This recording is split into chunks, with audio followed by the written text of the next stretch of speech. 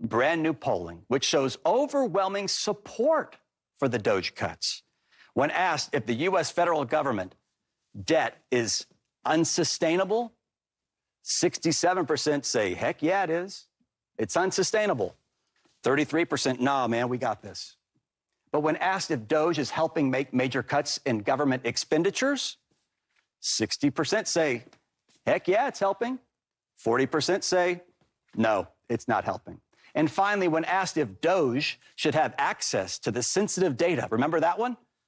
58% say, heck yeah, give them the access, compared to 42% who say, no, don't give them the access. So we want to dive further into this now with Robert Bluey. He's president and executive director of the Daily Signal, and also Dan Turrentine, co-host of Morning Meeting. Also, Dan served as chief of staff for then Congressman Jared Polis, who's now the governor of Colorado.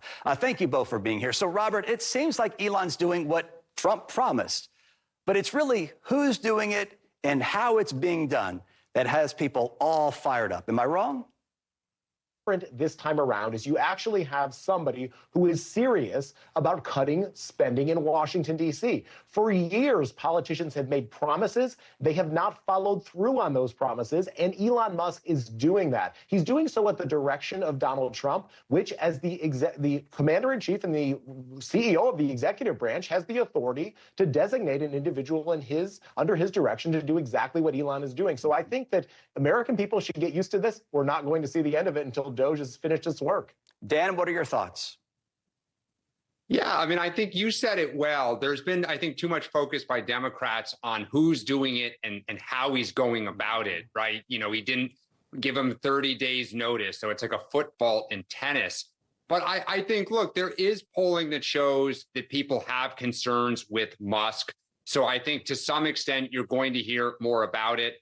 And I think at times it's coming across as a little chaotic. Like today, I think this evening, the Office of Personnel Management put out word that people don't have to follow what Musk said. But look, I think as Robert just said, overall, Trump ran on this, and common sense tells everyone there is some spending that shouldn't be happening. And where they find it, Democrats should say, you know, good on them and let's fix it. Well, let's talk about the poll I just referenced, all right? It also asked respondents, take a look, walk with me here, I want to show you. It asked respondents, should U.S. reduce debt by increasing taxes or reducing government expenditures? Simple question, right? Take a look at what Democrats had to say. Reduce government expenditures. 72% of Democrats say, heck yeah. No surprise, 94% of the GOP said that as well. So again, think about that, guys. When you see that, Dan, and how are we supposed to reduce government expenditures, which 72% of the Democrats in this poll say, yep, we want done, without creating chaos, without having issues, when you're bucking the norm? Look, that's the $1 million question. And I think this is where Democrats have made a mistake, because every time Musk says anything, we scream about him, we scream about the process, and we scream about every single cut. When there is something legitimate, then people don't hear us, right? Because we're constantly complaining. And I think what that survey shows is every household has to make cuts at varying points, you know, in the arc of its lifetime. Every business has to make cuts. So Americans understand this. So for the Democratic Party to always say, just raise taxes is crazy. And it's one of the reasons we find ourselves where we are in the minority. Yeah. Robert, President Trump posted on Truth Social that he wants Elon to be more aggressive. So my question to you is there a world where Elon could maybe go too far with this?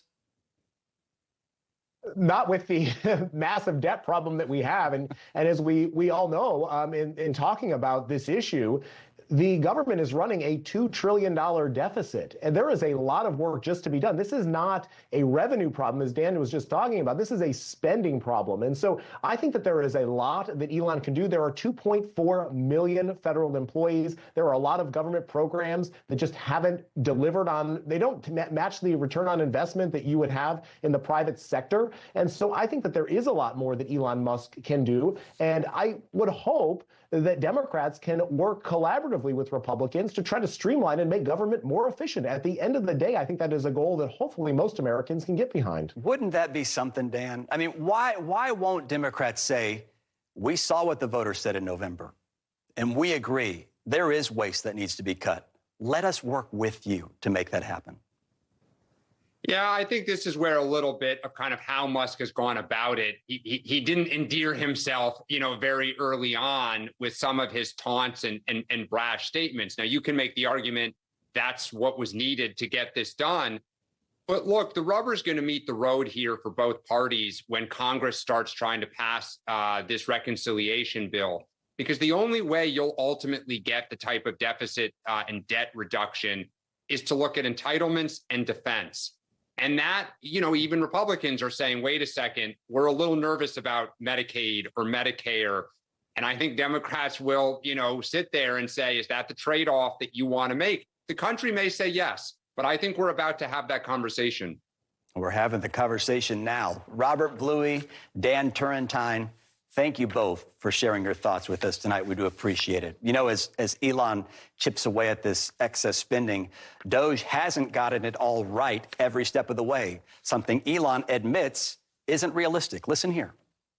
Some of the things that I say will be incorrect and should be correct.